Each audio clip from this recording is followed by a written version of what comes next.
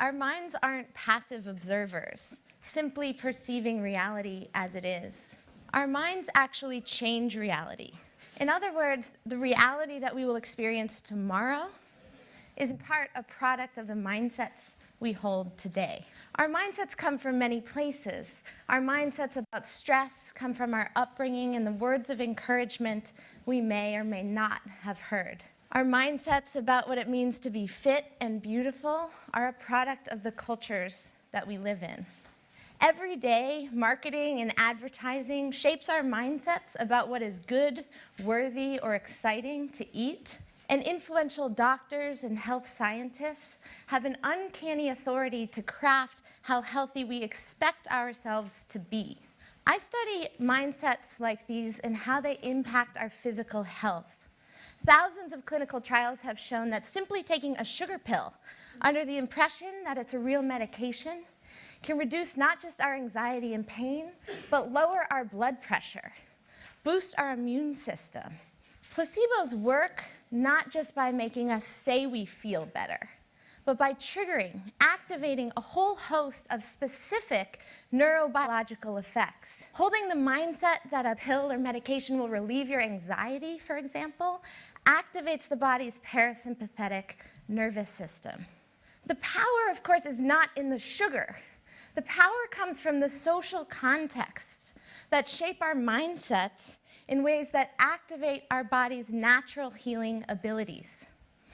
And the dirty secret of all clinical trials is that once the trial is said and done, the placebo effect remains, not as something to be subtracted or ignored, not as some magical or mysterious response to a sugar pill, but the psychological and social foundation, the support system on which the total effect of any drug or therapy is placed. These principles apply to health behaviors as well.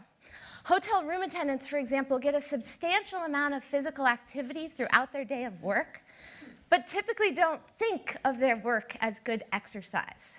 What we found in our research is that a simple shift in mindset, from the mindset that their work is just work, to the mindset that their work is good exercise, produces physiological changes in the body. After just 4 weeks of adopting the mindset that their work is good exercise, hotel room attendants lost weight and lowered their blood pressure by 10 points.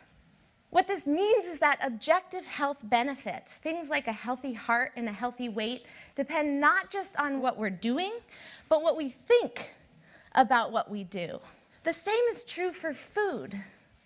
In this study, we gave people the exact same milkshake, but with 2 very different labels. What we found is that when people thought they were in the mindset that the shake was indulgent and caloric, their body's hunger hormone ghrelin dropped at a 3-fold rate, speeding up their metabolism and leaving them feeling physiologically satiated. So how does this work? How do mindsets influence our health?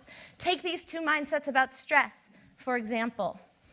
The truth is that both of these mindsets are possible, but the rub is that the mindsets we choose to hold influence the outcomes that will result. Mindsets change what we pay attention to. Mindsets change what we're motivated to do. Mindsets change how we feel and expect to feel. And mindsets change what our bodies are prepared to do. Through cascading effects on these psychological, behavioral, and physiological mechanisms, mindsets can create the reality that's implied.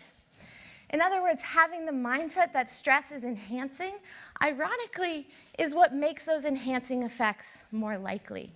So as influential leaders and decision makers, it's essential to recognize that mindsets are not peripheral, but central to health and behavior. If we truly want to tackle the diseases and crises of our time, we need to more effectively acknowledge and leverage the power of mindset.